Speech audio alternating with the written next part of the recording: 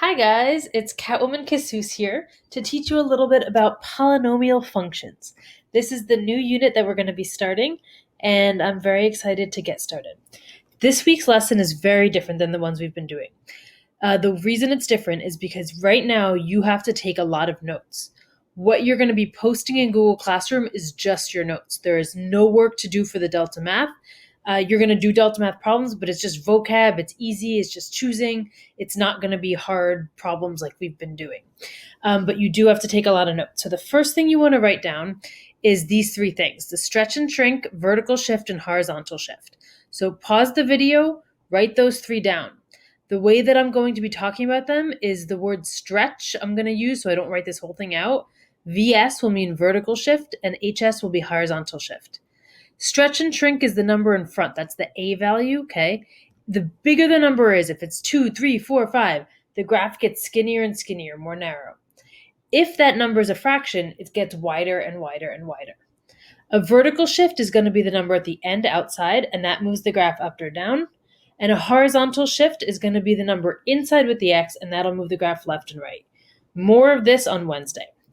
Now we're going to write the families of functions. So after you've paused, written those three down, now you're going to write families of functions.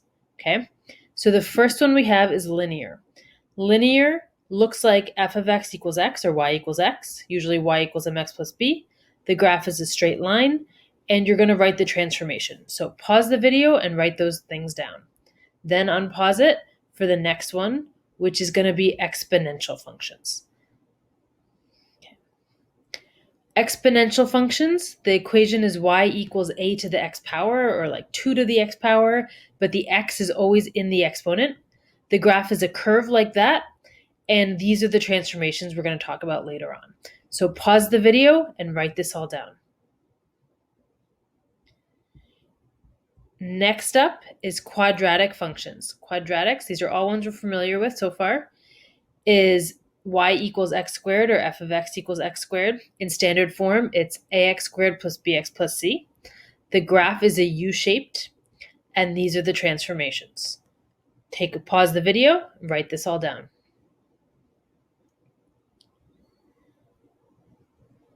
The next one we're going to write is absolute value. So absolute value is y equals, and then these little lines mean absolute value of x.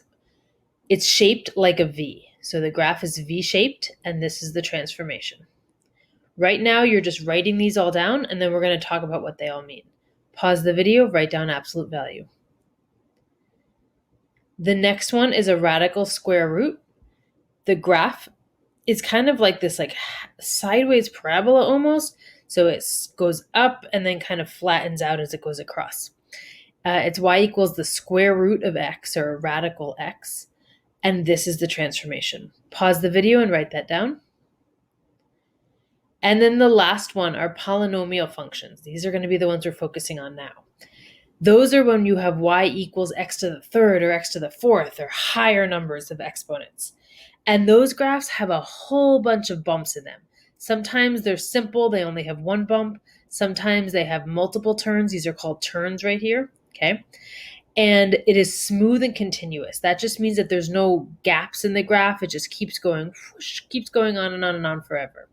We're not going to worry about the transformation right now for that. Pause the video and write that down. Okay. Now, for this one, you don't need to write anything down. I just want you to look at them and think to yourself how you would match these, okay? So look at the equations on the left. Which of these would it match with? Think about it, has x to the third power. What did we say that was called? This one has x squared. What did we say that was called? This one has that symbol in it. What is that again? What's that called? This one just has x, and the last one has those lines. Take a second, think of what they all are, and now check your answers and see if you match them correctly. Okay, now we're going to do the same thing, but with the graphs. So remember this V shape. What was that called again? Think in your head, say it out loud. If you said absolute value, you were right. Okay, this next one, think in your head. Did you get it right? Look at this next one. What's that called? Say it out loud. If you said polynomial, you got it. The next one, what do you think that is? Exponential! How about the next one? Y'all know this. You know it's linear. This next one you also know. That's right, it's quadratic. How about that V shape again? What's that called? Yes, absolute value. Did you say polynomial? You were right. Oh, that's that weird one. Those are radical functions. And if you said exponential, you got those right. So we're going to be practicing this in the Delta math. Okay, more notes for you to write down. Polynomial functions. The degree of a polynomial, that's the highest exponent of the polynomial. So for example, if they give you an equation, all you have to do is write it in standard form.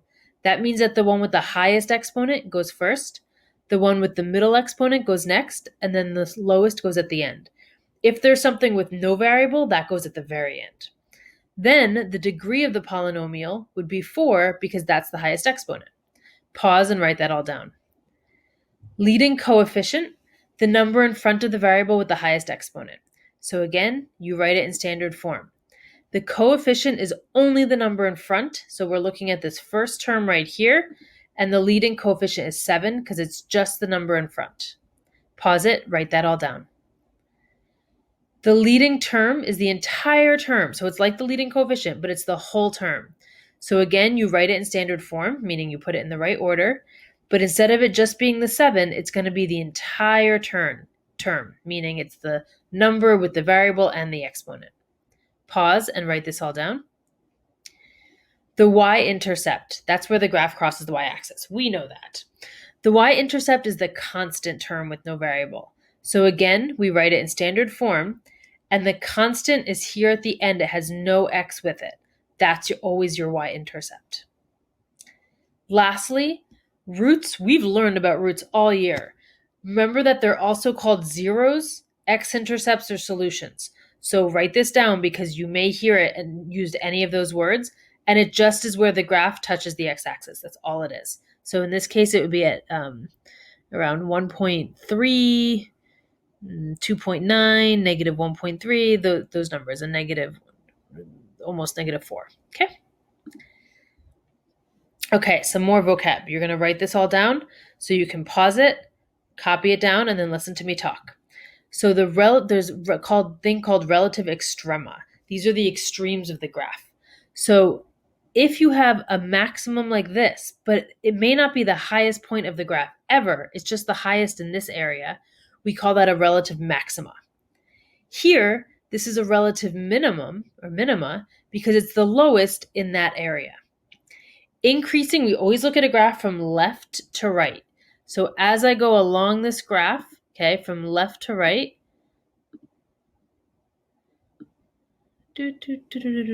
I'm going up, so that's increasing.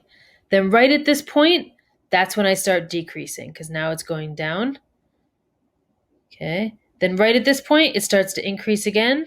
And then if it flattens out, that's called constant. Okay, so those are the new vocab words that you need to know. Relative local extrema. So relative local extrema are points at which a function changes from increasing to decreasing. Those are the relative maximum, relative minimum. Okay. First degree polynomials. Notice they look just like linear. You don't have to write this down, so just pay attention. That's a y equals x equation. And how many turns does it take? It takes no turns. Second degree polynomial, that's x squared. It's a parabola. How many turns? Oh, it only turns one place at that relative minima right there. So that's one turn. Third degree polynomial. Take a look at that. Turns once, turns twice. Turns once, turns twice. And here, okay, so that has 2 turns. Fourth degree polynomial. Turns once, twice, 3 times. Okay. Notice that the number of terms is always 1 lower than the degree. So pause the video, write down this table, and the reason why it's so important is because it has some vocab. So this is just the names, cubic, quartic, and quintic may not be names that you're familiar with. So take a second, write that down so that you have it as a reference. I will be looking at your notes, so just make sure you write it all down. Okay, pause the video, do that. Next, write this down. To determine the maximum number of turns of a graph, it's always one less than the highest degree. So here it's in standard form because it goes from the highest exponent down to the constant at the end. The highest degree is 3, meaning that the graph will take 2 turns since the highest degree is 3. Also, we could tell that the y-intercept is 4 because that's the constant at the end. Pause the video, write this down. Okay, you're going to write these all down, so this is important information. Odd degree functions. This is what odd degree functions means. It means that on the left side of the graph, right here, and the right side of the graph, it goes in opposite directions. So the odd degree function has an odd degree. It can be to the 3rd power, to the 5th power, to the 7th power. If the highest exponent degree is an even number, 2, 4, 6, 8, both of the ends will go in the same direction. They both either go up or they go down. So pause the video and write this down. I'll scroll it a little bit so you can just see a little bit better. Pause the video, write that down. Okay. This is really important. If the leading coefficient A is positive, that's the number in the front here, then on the right side, you only look at the right side, it goes up. If the leading coefficient A is negative, on the right side, it goes down. So you just got to focus about that right side. Pause the video and write that down. Okay. The maximum number of turns is always one less than the highest exponent. Since you already wrote this, you don't have to write it again, but if you want to, go for it. The maximum number of roots is always equal to the highest exponent. So if the exponent is 5, notice it goes 1, 2, 3, 4, 5 places where it crosses the x-axis, and those are the zeros or the roots. Pause the video, write that down. And the y-intercept is always equal to the constant in the equation. That's where the graph crosses the y-axis. Pause the video and write that down. And that's it for your notes today. I hope you have fun in Delta Math, and I will see you on Wednesday when we do transformations. Bye.